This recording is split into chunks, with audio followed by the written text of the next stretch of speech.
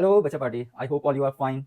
Welcome to a new video series of Political Science Class 10th and the name of the chapter is Political Parties.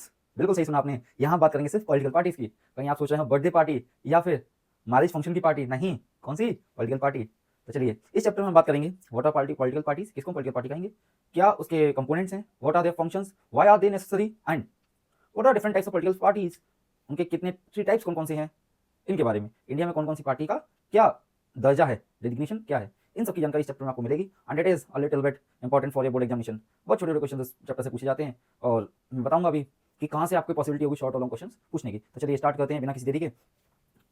पहला, what is a political party. First question, political party होती क्या है? तो लिखा हुआ है a political party is a group of people who come together to contest elections. एक साथ आ रहे हैं to contest the elections and hold power in the government. It is most visible institution in the democracy. Political party है क्या? दोबारा repeat करते हैं definition because definition can be asked. A political party is a group of people who come together to contest election and hold power in the government.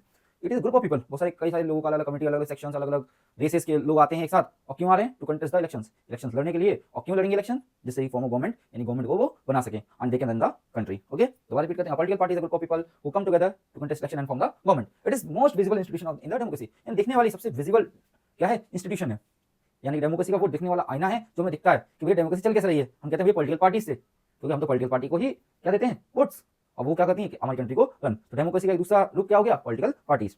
What are the components? कौन कौन से components हैं? There are three components. First is the leader. Political party होने के लिए सबसे जरूरी चीज है वो क्या है? कोई भी एक लीडर। कौन? लीडर, नेता। जैसे कि for example Indian National Congress है, उसके लीडर कौन है? सोनिया गांधी जी।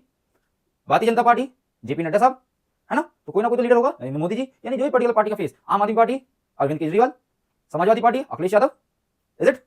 फिर द एक्टिव मेंबर्स, यानी कि उस पार्टी के सदस्य, कि कौन कौन उसका सदस्य है? एक्टिव मेंबर्स, यानी जो उस पार्टी को चलाने में उसकी, उस पार्टी के जो लीडर है उसकी हेल्प कर रहा है। तीसरा, उस पार्टी को मानने वाले, फॉलो करने वाले लोग, जैसे कि हम आप सभी लोग किसी ना किसी पॉलिटिकल पार्टी की आइडियोलॉजी से जुड़े हुए हैं, है ना? चाहे वो रिलीजियस आइडियोलॉजी हो, कम्युनिटी वाइज हो, या कोई और क्राइटेरिया हो सकता है। तो कितने कंपोनेंट्स हैं? तीन। फर्स्ट इज द लीडर, दूसरा कौन सा? Active members, and third is the followers. तो तीन कंपोनेंट्स हैं, पहला लीडर, एक्टिव मेंबर्स और followers. Third, what are the functions of the political party. कौन कौन से फंक्शन है पॉलिटिकल पार्टी के बेटा?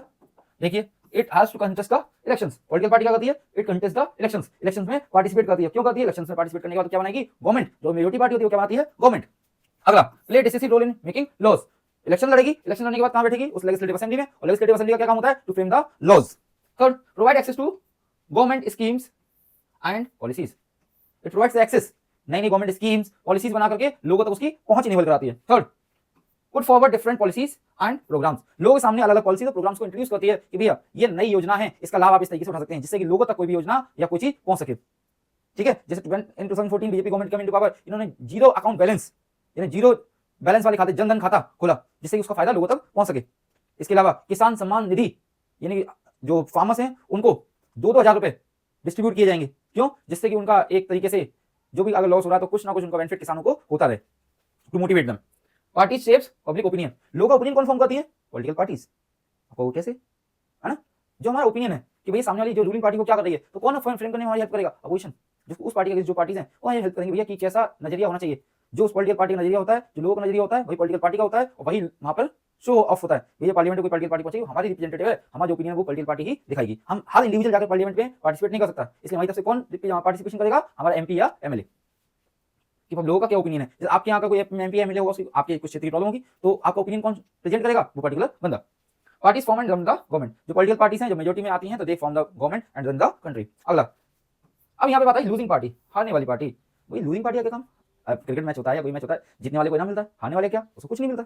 बट डेमोक्रेसी की ये खासियत है, स्पेशली हमारी कंट्री में, कि जो भी पार्टी हार भी जाती है, यानी जो लूजिंग पार्टी होती है, उसको भी कुछ ना कुछ रोल मिलता है। जैसे कि इंडिया में अगर बात करें तो जो मेजोरिटी जिस पार्टी के पास होती है वो दैट रन्स द गवर्नमेंट, उसके बाद सेकंड लार्जेस्ट पार्टी होती है उसको हम बोलते हैं अपोजिशन पार्टी। उसका जो लीडर होता है उसको हम अपोजिशन लीडर बोलते हैं, एंड ही और she has a power equivalent to the cabinet minister. ठीक है, लिखा हुआ losing party plays the role of opposition. और बेटा डेमोक्रेसी को चलाने के लिए ये एक बहुत बड़ा और इंपॉर्टेंट प्लेयर है। कौन? Opposition party and opposition leader. किसको बात कर रहा हूं? Opposition party and opposition leader. तभी तो बच्चे, एक चीज बताऊं, देखो तभी तो कमियां निकल के आएंगी कि भैया पर्टिकुलर पार्टी की क्या कमियां, क्या गलत पॉलिसी लेके आ रही है। आप देखते हैं कि जब भी बीजेपी गवर्नमेंट कोई भी रेगुलेशन नया इंट्रोड्यूस करती है, कोई बिल इंट्रोड्यूस करती है, तो उसका विरोध कौन करता है? अपोजिशन पार्टी, जो कि अब प्रेजेंट टाइम में कौन सी है? इंडियन नेशनल कांग्रेस। उसके लीडर कौन है? राहुल गांधी जी। पप्पू मत बोलना, बहुत इंटेलिजेंट बंदा है, बाकी आपकी सोच। और हम पप्पू जब बोल सकते हैं जब हम उसके बराबर, उस बंदे के बराबर पहुंच जाए। After all he is having the designation of a cabinet minister, यानी कि ऐसा मेंबर ऑफ पार्लियामेंट के अलावा भी एक चीज है एज द अपोजिशन लीडर। आगे चलते हैं, नेसेसिटीज ऑफ पॉलिटिकल पार्टी। ये क्या जरूरत है, क्या जरूरी है पॉलिटिकल पार्टी होना? नहीं जरूरी। क्यों नहीं है? डिक्टेटरशिप में बिल्कुल जरूरी नहीं होता। हम देखते हैं हिटलर ने अकेले रूल किया, वो कोई पॉलिटिकल पार्टी जरूरत नहीं पड़ी। जब वो बन गया तो पॉलिटिकल पार्टी थी, उसने बाद में डिकम्पोज सब हटा दिया, रिप्लेस करके, and he has run the government alone. तो what is the necessities of political party? We can understand the necessities of political parties by imagining the situation without party. तो एक बात बताओ, अगर पार्टी नहीं होगी तो कैसे काम चलाओगे? है ना, नहीं चला सकते। फिर सभी लोग अपना अपना ओपिनियन होगा, बहुत सारे ओपिनियन होंगे, तो उनको फ्रेम लॉस फ्रेम करने में बहुत दिक्कत होगी, यूनिटी बहुत कम बन पाएगी। जब वोटिंग होगी तो यूनिटी नहीं बन पाएगी, कोई भी बिल एक्ट में पास नहीं हो पाएगा। Every candidate in the elections will be independent, जितने भी कैंडिडेट्स क्या होंगे? इंडिपेंडेंट, यानी कोई कॉमन आइडेंटिटी किसी की नहीं बन पाएगी। आगे, accountability will be limited to constituent assemblies, यानी कि अकाउंटेबिलिटी सिर्फ किस तक रह जाएगी? कॉन्स्टिट्यूएंट असेंबली तक, और किसी तक अकाउंटेबिलिटी नहीं रहेगी। अभी क्या होती है, एक इंडिविजुअल है, उसकी कोई अकाउंटेबिलिटी नहीं है। किसकी अकाउंटेबिलिटी हमारी है? पॉलिटिकल पार्टी की। They are accountable to the citizens. No uniform decision. सोचो, आप घर में 4 लोग हो, उसमें आपके फादर लीडर हैं, अगर बाहर से कोई बंदा आता है कुछ पूछता है तो क्या कहते हो? पापा जी से बात करो, वो बताएंगे, यानी वो क्या है? आपके लीडर हैं एक तरीके से, है ना। लेकिन उनके अंडर में कौन काम कर रहा है? आप लोग, है ना। लेकिन अब मान लीजिए 4 लोग हैं, चारों यूनिक बिल्कुल अलग हैं, 4 फैमिली से अलग अलग बढ़ गए, तो क्या होगा? सबके डिसीजंस अलग अलग होते हैं, होते नहीं होते हैं? तो फिर यूनिटी बनने में बहुत मुश्किल होती है। आपने देखा होगा जब घर का बंटवारा हो जाता है, 4 भाई थे, 4 अलग लोग हैं, अब उनकी सहमति बनना बड़ी मुश्किल होता है। सेम पॉलिटिकल पार्टी में भी होगा, अगर पॉलिटिकल पार्टी नहीं होंगी, इंडिविजुअल लोग होंगे, दे विल कंटेस्ट इलेक्शन, तो क्या होगा?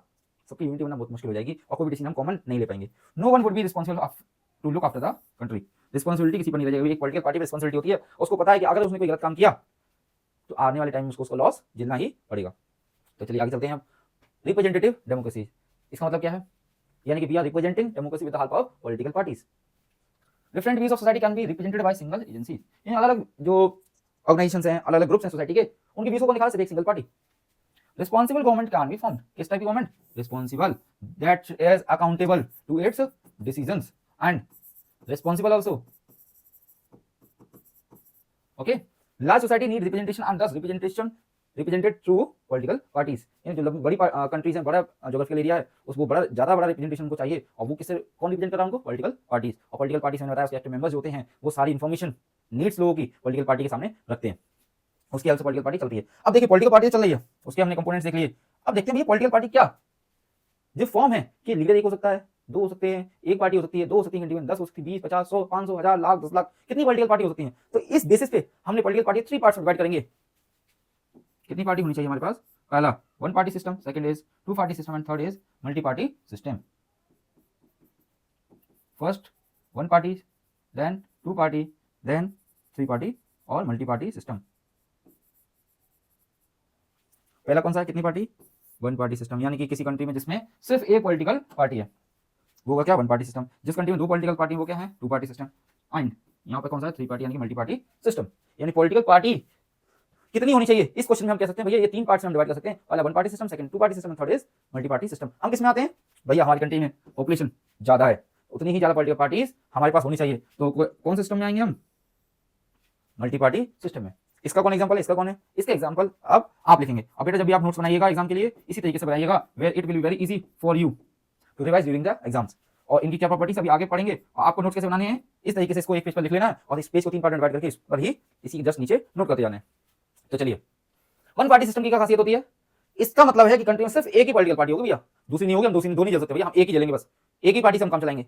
और जब एक आदमी होता है तो क्या बन जाता है? दादा, है ना, नेता क्या बन जाता है? एक जब होता है तो किसी भी मोहल्ले किसी एरिया में दादा बन जाता है वो, और दादा बनता तो अपने में चलाता है, जैसे हिटलर बन गया। बना नहीं बना? बिल्कुल बना। ऐसे ही यहां पर हम देखते हैं one political party is allowed to control and run the government. कितनी पार्टी करेंगे? सिर्फ एक, ओनली एक होगी, दूसरी नहीं होगी। तो क्या सिर्फ एक होगी तो लोग दूसरा कोई ऑप्शन है? तो ये सही है गलत है इसके पीछे डिसीजन ले सकता है? नहीं ले सकता। कोई डिफरेंशिएट कर सकता? नहीं कर सकता। इसी ऑप्शन एक ही है, तो क्या वो डेमोक्रेटिक है? प्योर फॉर्म में नहीं है। हाँ, लोग इलेक्शन होते हैं, उसी पॉलिटिकल पार्टी के मेंबर्स को बार-बार वोट देते हैं या दूसरे लोगों को देते हैं, लेकिन मेंबर सेम पॉलिटिकल पार्टी के हैं तो उसको डेमोक्रेटिक हो सकते हैं, लेकिन वो किस टाइप की गवर्नमेंट फॉर्म कर रहे हैं? सिंगल पार्टी की। किस टाइप? कितनी political party? Single political party. ऐसा ही होता है कहां पर? एग्जांपल है चाइना, और वहां पे political party communist party of China, CPC. आगे है 2 पार्टी सिस्टम। अब 2 पार्टी सिस्टम में क्या होगा? 2 पॉलिटिकल पार्टी होंगी और दोनों के बीच में बराबर वो रेस चलेगी भैया, कोई भी जीत सकता है, चांसेस ऑफ विनिंग, कोई भी जीत सकता है। हो सकता है एक बार एक जीत जाए, दूसरी बार दूसरी। Third next point is the United States of America and we very well know that UK, इसको हम इंग्लैंड भी बोलते हैं, एंड यूएसए। इसमें कितनी पॉलिटिकल पार्टीज हैं? 2। जैसे कि अभी डोनाल्ड ट्रम्प जीत के आए हैं, किसको हरा करके? जो बाइडेन को। 2 ही पॉलिटिकल पार्टी हैं कहां पर? यूएसए में। ऐसे ही सेम एज इन यूके, वहां पे भी 2 पॉलिटिकल पार्टी है। कौन कौन सी? एक लेबर पार्टी, दूसरी जो पार्टी है ना, एक लेबर पार्टी, दूसरे का नाम आप कमेंट सेक्शन में पिन करेंगे और जिसका भी आंसर सबसे अच्छा होगा मैं उसको पिन कर दूंगा टॉप पर। ठीक है, कौन कौन सी पॉलिटिकल पार्टी है, दोनों के नाम आप लिखेंगे। यूके में कौन सी पॉलिटिकल पार्टी है, दो पॉलिटिकल पार्टी हैं, एक एक के नाम मैंने बता दिया। इसमें यूएसए में जो दो पॉलिटिकल पार्टी हैं, इसका एक का नाम है रिपब्लिक पार्टी और यूके में एक है कौन सी, लेबर पार्टी। दूसरी दोनों कंट्रीज में दूसरी पार्टीज कौन सी हैं ये आप बताएंगे। It's a homework. Next is multi party system. यहाँ पे क्या होगा, मोर देन टू पार्टीज, कितनी, more than two parties compete for power, या दो से ज्यादा पॉलिटिकल पार्टी होंगी आपस में लड़ेंगी किसके लिए, इलेक्शंस में पार्टिसिपेट करने के लिए और आगे गवर्नमेंट बनाने के लिए, कंट्री को रन करने के लिए। इसमें क्या है, एक special feature, collision government is observed. Collision क्या होता है, जब किसी की सहमति नहीं मिले तो क्या करते हैं, वो सारे लोग आते हैं, एक एग्रीमेंट करते हैं आपस में, समझौता जिसको बोलते हैं। लिख देता हूं मैं इसमें, किस टाइप की गवर्नमेंट होगी, समझौते वाली। किस टाइप की गवर्नमेंट, समझौता वाली गवर्नमेंट होगी।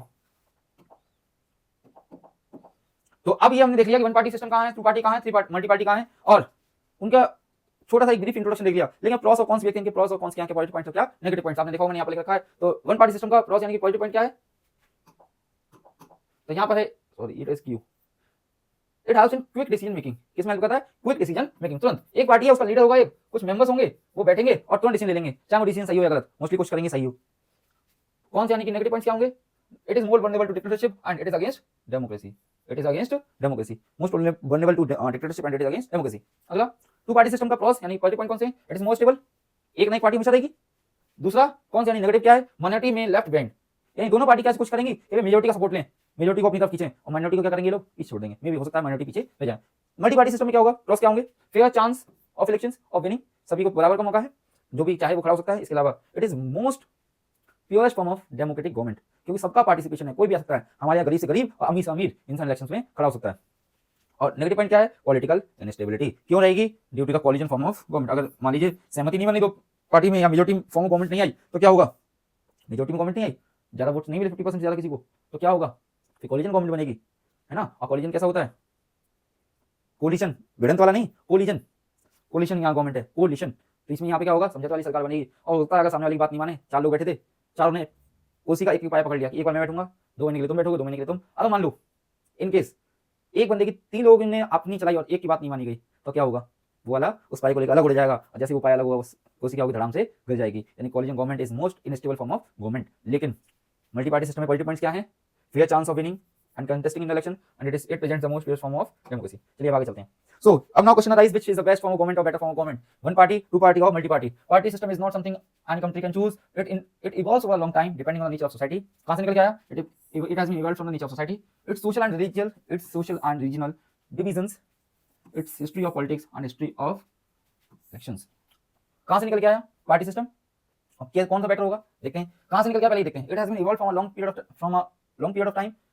डिपेंडिंग ऑन किस पर, the nature of society, society nature कैसा है, it's social and regional division, society कैसी है, सोशल डिवीजन कैसा है, रीजनल डिवीजन कैसा है, वहां पर पॉलिटिक्स हिस्ट्री कैसी रही है, what is politics, history of politics and it's history of politics and it's system of elections and system of elections. आगे यानी कोई कहने का मतलब क्या है कि ये निकल के कहां से आया, क्या क्या उसके बेसिक्स रहेंगे। वन पार्टी सिस्टम होगी, टू होगी, मल्टी होगी, किससे पता चलेगा कि वहां पे सोसाइटी नेचर कैसा है, सोशल डिवीजन कैसा है, रीजनल डिवीजन कैसा है, और पॉलिटिक्स की हिस्ट्री किस टाइप की रही है। फॉर एग्जांपल यूके यूएसए काफी टाइम तक प्रोटेस्ट किया, फिर सहमति बनी आपस में और फिर चीजें स्टेबल हो गई, तो एक पैसे वालों की सरकार, एक गरीब लोगों की, यानी जो नए आए थे, और उन्होंने मिलकर के दो टाइप की गवर्नमेंट बनाई, सॉरी दो टाइप की पार्टी बनाई और उनके ही बीच में इलेक्शन होते रहे, तो वहाँ पे वो टू पार्टी सिस्टम वहाँ सस्टेन कर गया। चाइना में सिंगल पार्टी सिस्टम सस्टेन किया, लेकिन हमारी कंट्री में रीजनल डाइवर्सिटी अलग थी, पॉपुलेशन अलग टाइप, पॉपुलेशन जो कंपोजिशन है वो अलग है, इसलिए मल्टी पार्टी सिस्टम है। आगे चलते हैं, मूविंग फॉरवर्ड। अब political parties on the basis of their representation, कि भैया उनके पास कितने लोगों का सपोर्ट है, उसके बेसिस पे हम इसको 3 कैटेगरीज में डिवाइड करेंगे। First will be national, second national party, second is state party और recognised party, and third is unrecognised. तो हमारे लिए इंपॉर्टेंट कौन सी है, नेशनल पार्टी और स्टेट पार्टी। बेटा एग्जाम के पॉइंट ऑफ व्यू से ये पॉइंट इंपॉर्टेंट है और सीधा क्वेश्चन पूछेगा, what are the properties for being a party as national party, या what are the criterias for being a national party और रीजनल पार्टी और स्टेट पार्टी। तो देखते हैं इसको। Every party needs to be registered with election commission of India. It is necessary, आपको अगर party बनाई है और आपके मेंबर्स हैं और आप आगे चल के ऐसा पार्टी इलेक्शन में पार्टिसिपेट करना चाहते हैं, तो इलेक्शन कमीशन ऑफ इंडिया के साथ आपको रजिस्टर करना पड़ेगा। Second, while the commission treats all party equal, it offers some special facility to a large unestablished party. क्या फायदा है नेशनल पार्टी कहलाने का, सबको बराबर दर्जा देगा election party, election commission of India. Election commission of India है वो सबको बराबर दर्जा देगा, लेकिन जो कुछ रिकॉग्नाइज्ड पार्टी उनको क्या देगा, अलग से कुछ फीचर्स देगा, क्योंकि वो बहुत बड़े मेजॉरिटी ग्रुप का रिप्रेजेंटेशन कर रहे हैं, कुछ फैसिलिटीज देगा। क्या फैसिलिटीज होंगी, उसके जो भी हेड होगा, उसका जो भी लीडर होगा उसको क्या प्रोवाइड करेंगे, वो ऑफिस प्रोवाइड करेंगे, कुछ फैसिलिटीज एक्स्ट्रा प्रोवाइड करेंगे, इवन उसका जो साइन होगा वो भी कंप्लीटली एक पॉलिटिकल पार्टी को ही दिया जाएगा, बार बार चेंज नहीं करेंगे। इसके अलावा दूसरी किसी पॉलिटिकल पार्टी भी उसकी डिमांड नहीं कर सकती। जैसे आपने देखा भारतीय जनता पार्टी सिंबल इज कमल यानी कि लोटस, उसको कोई पार्टी नहीं ले सकती सेम साइन। पंजाब ऐसे करके ना, Indian National Congress national party, इसलिए कोई और नहीं ले सकती। जब तक नेशनल पार्टी रहेगी तो कोई दर्जा नहीं ले सकता ना वो साइन यूज कर सकता। आम आदमी पार्टी झाड़ू कोई और नहीं ले सकता साइन। ऐसी जो साइंस है वो इलेक्शन कमीशन ऑफ इंडिया ही क्या करेगा, लोग उनको नॉमिनेट करेगा। आगे this party are given unique symbol, this parties are called recognised political party. अब देखिए यहाँ पे 2-3 इंपॉर्टेंट पॉइंट है जो आपके एग्जाम पॉइंट ऑफ व्यू से इंपॉर्टेंट है। इसमें से भी पहला क्या होगा, they will be given special facilities, है ना। इसके अलावा they will be given unique symbols and they will be called as recognised political party. किसी ने ऑप्शन में पूछा है एमसीक्यू टाइप क्वेश्चन में, which type of party is called recognised party, कौन सी होगी, क्या नाम होगा उसका, नेशनल पार्टीज। कौन सी, नेशनल पार्टी। अब एक ध्यान देने वाली बात है, मैंने ऊपर लिखा है यहाँ पर they are 6/7 national parties in India. आप तो कंफ्यूज हो गए। तो देखो एनसीईआरटी में 7 दे रखी है, वो डाटा पुराना है, but as per the updated data it is there are 6 political party, जो कि 23 मार्च 2024 में अपडेट किया था किसने, इलेक्शन कमीशन ऑफ इंडिया। अब इसके लिए आपको मैं यहाँ पर एक स्टार लगा दे रहा हूँ। इसको स्टार का मतलब इस वाले का ये है, जब एग्जाम देने जाएंगे आप तो एक बार इसको आप अपडेट करेंगे कि भैया प्रेजेंट टाइम में कितनी पॉलिटिकल पार्टीज हैं।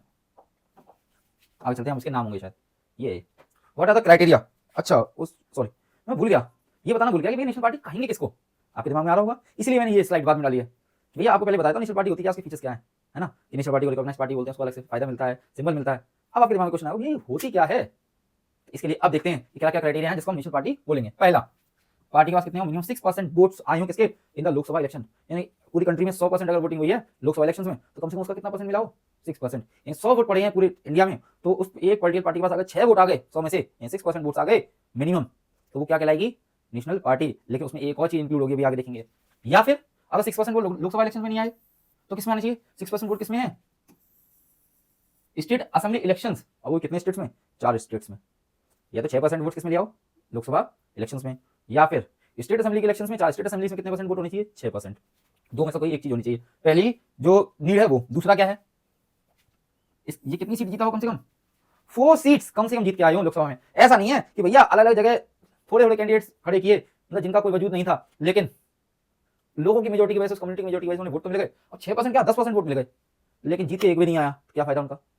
यहाँ पे बोला गया कितने, wins at least 4 seats in Lok Sabha election, तो उसको क्या बोलेंगे, नेशनल पार्टी। समझ गए। 6% सीट कहाँ आई हो, लोकसभा इलेक्शन में नहीं आई तो क्या होना चाहिए, 4 स्टेट्स में कितनी सीट होनी चाहिए, 6% सीट होनी चाहिए स्टेट लेजिस्लेटिव असेंबली इलेक्शंस में। दूसरा पॉइंट क्या है, कितनी सीट कम से कम कितने लोकसभा इलेक्शन में, 4। ये 2 चीजें जरूरी हैं, ठीक है। और इनमें से कोई एक, पहला पॉइंट, और दूसरा कौन सा, ये। अब जो एनसीईआरटी में 7 पॉलिटिकल पार्टीज दे रखी हैं, उनके नाम दे रखे हैं, उनके बारे में हल्का हल्का ब्रीफ देख ले रहे हैं कि एनसीईआरटी ने कुछ पॉलिटिकल पार्टी के मैचिंग में क्वेश्चन पूछा था एमसीक्यू बेस्ड क्वेश्चंस में, और उसमें बच्चों को फंसाया था। इसके अलावा केस बेस्ड क्वेश्चन लगातार क्वेश्चन पूछता रहा एनसीईआरटी से, तो इसलिए मैंने ये डाला है। और इसको एक बार हल्की सी सरसरी नजर से देख लेना, आपका काम हो जाएगा, ज्यादा डीपली नहीं देखना। मैं ये नहीं कह रहा क्वेश्चन बहुत इंपॉर्टेंट आएंगे, ज्यादा आएंगे नहीं, 1-2 क्वेश्चन इसमें जरूर आएगा। पहली पार्टी कौन सी है, बात जो पहली मतलब यहाँ पर जो हमने लिख रखी है, भारतीय Janata party. It was found in, ये रॉन्ग हो गया बेटा, इसको एनसीईआरटी से देखेंगे। It promotes democratic and Gandhian secularism. Secularism मतलब, सेकुलर मतलब जिसका अपना कोई रिलीजन नहीं है, यानी सभी जितने रिलीजन सबको सपोर्ट करेगी। और भारतीय Janata party, it was founded in 6 अप्रैल 1980। कब हुई, 1980। किससे अलग हुई थी, कांग्रेस पार्टी के कुछ मेंबर्स अलग हुए, उन्होंने उसकी आइडियोलॉजी से सहमत नहीं थे, इसलिए अलग हुए। उन्होंने कौन सी बनाई, भारतीय जनसंघ बनाया, ठीक है, भारतीय जनसंघ। और उसी को आगे चल के क्या बोला गया, भारतीय जनता पार्टी। क्यों, इट प्रमोट्स डेमोक्रेसी और Gandhian secularism and it is a part of UPA. देखो इस टाइम जो हमारे यहाँ मैंने बताया था ना कि कोलिजन फॉर्म ऑफ गवर्नमेंट, जब किसी के पास मेजोरिटी ना हो तो 2 मेजर कोलिजन ग्रुप चलते हैं हमारे यहाँ। कोलिशन पार्टी जो है, एक एनडीए है, एक UPA, national democratic alliance union. ये इसकी फुल फॉर्म आप देखिएगा, जो यूपीए गवर्नमेंट है उसकी कि क्या फुल फॉर्म है, क्योंकि अभी रूलिंग पार्टी है, ठीक है।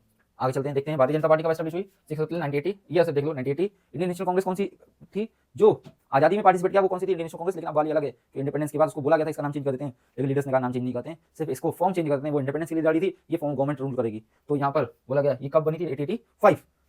तीसरी communist party of India, CPIM, Marxist जिसको बोलते हैं, 1964। आम आदमी पार्टी सबसे लेटेस्ट है, कब बनी, 2012।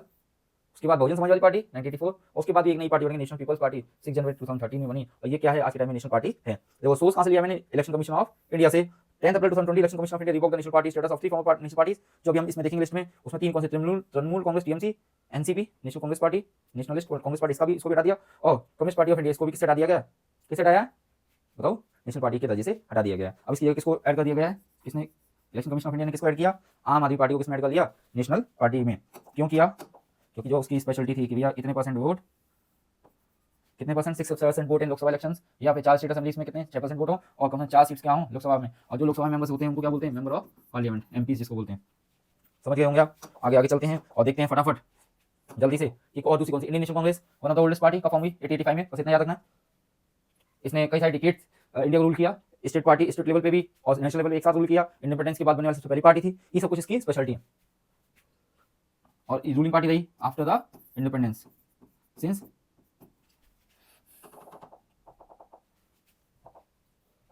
1947 से कब तक, 1977 तक लगातार सेंट्रल में रूल करने वाली पार्टी है, और उसके बाद ब्रेक मिला इसको, फिर 1980 से 89 तक रूल किया।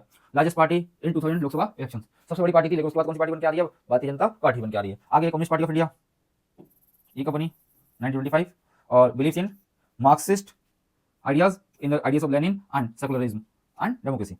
Enjoys the strong support in West Bengal, Kerala and Tripura. आपने देखा होगा Kerala Tripura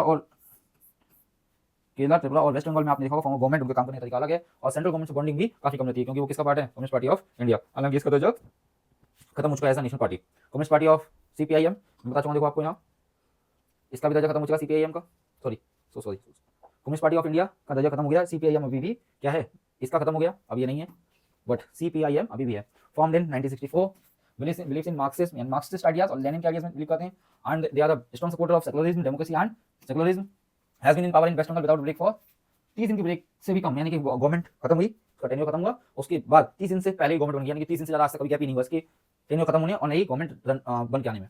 opposes imperialism and communalism and just strong support in waste Bengal, Kerala and Tripura. आगे Bharatiya Janata Party BJP, founded in 1980 by reviving the Bharatiya Jana संघ, किसको रिवाइव करके, भारतीय जनसंघ को।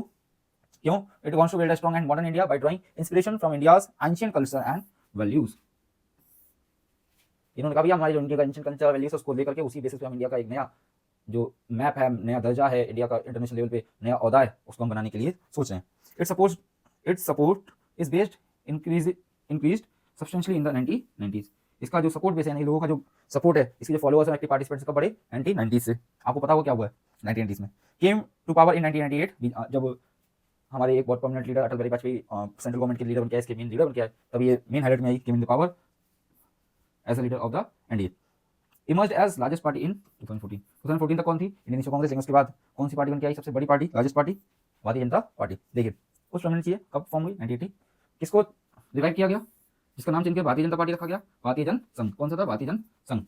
इनको कोई नहीं पूछा, बस इतना याद रखिएगा कि जो पुराने कल्चरल वैल्यूज थे उनको नई तरीके से प्रेजेंट करने के लिए और इस वर्ल्ड में भी सस्टेन करने के लिए इस पार्टी को बनाया गया। पावर में कब आई 1988 अटल बिहारी वाजपेयी के time, and it represented as the leader of NDA and emerge as the largest party in 2014।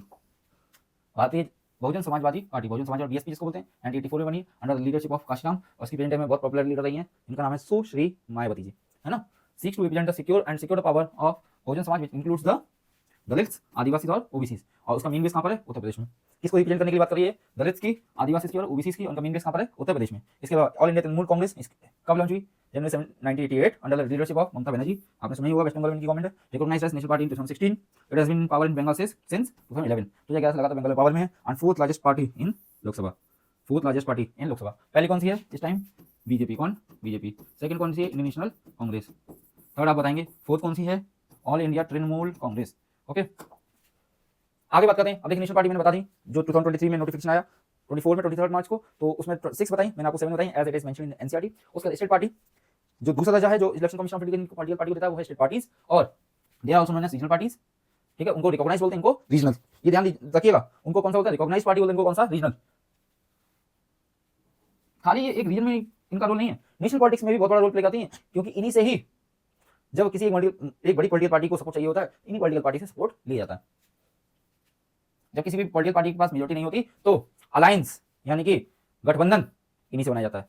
Collision government जो बताया था, समझौते वाली सरकार, वो कौन सी होती है, गठबंधन बोलते हैं उसको अंदर हिंदी में, क्या, गठबंधन की सरकार। कौन सी, रक्षाबंधन नहीं, गठबंधन। कौन सा, गठबंधन की सरकार। जब एक किसी भी पॉलिटिकल पार्टी को मेजॉरिटी सपोर्ट नहीं मिलता है तो वो छोटी छोटी स्टेट पार्टीज को मिला करके एक अलायंस बनाती हैं और उसी से ही कोलिजन गवर्नमेंट बनाती हैं। जैसे कि मैंने आपको बताया, दो टाइप के अलायंस हमारे सबसे बड़े अलायंस में से हैं, एक एनडीए और एक यूपीए। जैसे इसी में एक बड़ी पॉलिटिकल एक पार्टी जो बड़ी है, जिनका नाम है, जो है तो स्टेट पार्टी लेकिन उसका वजूद बहुत बड़ा है, उसका नाम है समाजवादी पार्टी। इसके अलावा राष्ट्रीय जनता दल और समाजवादी पार्टी। आगे देखते हैं। एनसीईआरटी में एक मैप दे रखा है, आपने देखा होगा कि किस एरिया में कौन सी political party, regional party exist करती है। फॉर एग्जाम्पल उनका और एक छोटा ब्रीफ डिस्क्रिप्शन भी दे रखा है, तो मैं आपको कुछ पॉइंट कर देता हूँ इसमें जो इंपॉर्टेंस है। जैसे आम Aadmi party, now after 2012 it is also in Punjab, ठीक है। इंडियन नेशनल लोकदल कहाँ पे, हरियाणा में है। इसके अलावा राष्ट्रीय लोकदल कब फॉर्म हुआ, 1988 में। कहाँ मिलेगा आपको, हमारे उत्तर प्रदेश में। समाजवादी पार्टी 1992 में बनी under the leadership of Mulayam Singh Yadav, तो वो कहाँ पर है, उत्तर प्रदेश में। कहाँ रिप्रेजेंट करती है, उत्तर प्रदेश में। राष्ट्रीय जनता दल झारखंड में भी और बिहार में भी है, 1998 में बनी। कहाँ पर है ये, बिहार। राष्ट्रीय लोक जनशक्ति पार्टी बिहार में है। ऐसी बहुत सारी छोटी छोटी पार्टीज एग्जिस्ट करती हैं और जिनका नाम लेना भी पॉसिबल नहीं है, तो आप एक बार इसको रिवाइजन कर लीजिएगा, देख लीजिएगा, एग्जाम के लिए ज़्यादा इंपॉर्टेंट नहीं है। आगे बात करते हैं, what are the challenges to the political party. भैया पॉलिटिकल पार्टी नेशनल लेवल की, स्टेट लेवल, अब उनको रन करने के लिए कुछ तो चैलेंजेस होंगे। अब आपके पास दावेदारित्व है, अगर आपके पावर है तो भैया रिस्पॉन्सिबिलिटी भी तो होगी इसके ऊपर। मान लीजिए एक डिस्ट्रिक्ट का डीएम होता है या एक कंट्री का पीएम है और उसके पास पावर है। पीएम चाहे तो कुछ भी कर सकता है कंट्री में, इन अ डेमोक्रेटिक वे, है ना, लेकिन पावर है तो ये रिस्पॉन्सिबिलिटी भी तो होगी। रिस्पॉन्सिबिलिटी कौन देगा भाई सॉरी। पहला what are challenges, lack of internal democracy. किसकी किसी की कमी, internal democracy within the parties. जैसे हमने देखा इंडियन कांग्रेस में, उसके अंदर डेमोक्रेसी है ही नहीं। डेमोक्रेसी नाम की चीज क्यों नहीं इंटरनल इन द पार्टी, क्योंकि उसका जो हेड है of the party is never elected, और इलेक्शन होता भी तो नाम आपका पहले जो गांधी फैमिली है उसी का कोई ना कोई मेंबर बार बार क्या बनता है, उसका सुप्रीमो या चीफ, यानी किसी और को मौका नहीं दिया जाता, तो डेमोक्रेसी नहीं देखी जाती। दूसरा चैलेंज क्या है, एनास्टिक सक्सेशन, मैंने बता दिया same. Money and muscle power use in the during the elections, ये भी एक चैलेंज है पॉलिटिकल पार्टी के लिए। और political parties doesn't offer meaningful choices. आगे और पॉलिटिकल पार्टीज का फॉर्म, अब देखो बहुत सारे बच्चों के मन में लालच आ रहा होगा कि भैया पॉलिटिकल पार्टी का इतना फायदा, नेशनल पार्टी मिलेगी तो कैबिनेट मिनिस्टर के बराबर दर्जा बनेगा, सॉरी अपोजिशन पार्टी होगी तो, है ना, नेशनल पार्टी बन गई तो बल्ले बल्ले पैसे ही पैसा है। आपने सुना होगा कि कितना पैसा इलेक्शन में खर्च होता है, एक एक इलेक्शन में 50, 60, 70, 80 करोड़ रुपए तक खर्च हो जाता है एमपी के इलेक्शन में, जबकि जो हमारा इलेक्शन कमीशन है ऑफ इंडिया है उसका क्राइटेरिया बहुत ही कम का है, लेकिन फिर भी इतना ज़्यादा होता है। तो आपको मन कर रहा हो भैया बना लेते हैं, तो वो भी सुन लो कैसे बनाओगे। पहले तरीका लगता है, आप क्या क्या रिफॉर्म्स आए वो देख लेते हैं। तो constitution was amended to prevent elected MLAs, किसके लिए अमेंड किया गया, क्योंकि ये देखिए हो क्या रहा था, पॉलिटिकल पार्टीज भी थी, छोटी छोटी पॉलिटिकल पार्टीज थी, बड़ी पॉलिटिकल पार्टी मेजोरिटी सपोर्ट मिलता नहीं था, तो क्या होता था, जो बड़ी पॉलिटिकल पार्टी छोटी छोटी जो पॉलिटिकल पार्टी से एमएलए एमपी अपनी तरफ खींचती थी उनको पैसा देती नहीं, उसकी वजह से करप्शन बढ़ रहा था। इसलिए एक ऑर्डिनेंस लाया गया पहले और फिर इसको एक्ट बोला गया 52nd कॉन्स्टिट्यूशन अमेंडमेंट एक्ट, ठीक है। और इसको बोलते हैं एंटी डिफेक्शन लॉ, यानी कि जो जिस पार्टी है उसी में रहेगा, उसमें के बाद चेंज नहीं कर सकता, उसमें कुछ क्राइटेरिया कब चेंज कर सकता है। The constitution was amended to prevent the elected MLAs and MPs from changing parties, 52nd constitution amendment act 1985 anti defection law. और क्या चेंजेस लाया गया, supreme court passed an order to reduce the influence of money and criminals. Supreme court ने क्या कहा भैया कि ऐसा नहीं जो इसका पैसा वही इलेक्शन में लड़ेगा, ये उस पॉलिटिकल पार्टी में शामिल किया जाए। सुप्रीम कोर्ट ने कहा कि एक तो पैसा यूज नहीं होना चाहिए, दूसरा क्रिमिनल्स को कम से कम चांसेस देना चाहिए, जिससे so that the criminalisation of politics can be stopped in the country और in the formation of the government. The Election Commission passed an order making it necessary for political parties to hold their organizational election and file their income tax return. इसके अलावा supreme court election commission of India ने एक और काम किया कि ये जो भी पॉलिटिकल पार्टी उसके अंदर भी इलेक्शंस लगातार होते रहने चाहिए, जिससे कि उनमें क्या होगा, डेमोक्रेटिक तरीके से उनके लीडर्स भी आपस में चुने जा सकें। हो सकता है लीडर बहुत अलग टाइप का हो जो नहीं सुनता हो, जब इलेक्शन होंगे तो वो हार जाएगा, तो वो क्या करेगा, सबका जितनी पार्टी के जो एक्टिव मेंबर्स उनका ख्याल रख के चलेगा। इसलिए बोला गया कि टाइम टू टाइम इलेक्शंस होने चाहिए internally in the political party, even they have to file their income tax return. अब सजेशन क्या इंप्लीमेंट होने चाहिए, All laws should be made to regulate the internal affairs of the political party. एक ऐसा law होना चाहिए जिसकी help से जो पॉलिटिकल पार्टी उसके इंटरनल अफेयर्स को हम रेगुलेट कर सकें। Second, it should be made mandatory for political parties to reserve minimum number of seat to female candidates. इसके अलावा ये भी नेसेसरी होना चाहिए कि पॉलिटिकल पार्टी के अंदर इतनी पार्टिसिपेंट सीटें वो फीमेल कैंडिडेट्स के लिए रिजर्व हो। जैसे हमने देखा 2024 में इलेक्शंस हुए, उसमें हमने देखा भैया 13.कुछ% सीट थी लोकसभा में, किसमें, लोकसभा में वीमेंस के पास है, जबकि होना कितना चाहिए भाई, इंपॉर्टेंट है। क्या क्या रिफॉर्म्स होने चाहिए या क्या क्या रिफॉर्म्स आए पॉलिटिकल पार्टी सुधार के लिए, कैसे कैसे चेंजेस कर सकते हैं, ये एंड सजेशंस क्या है।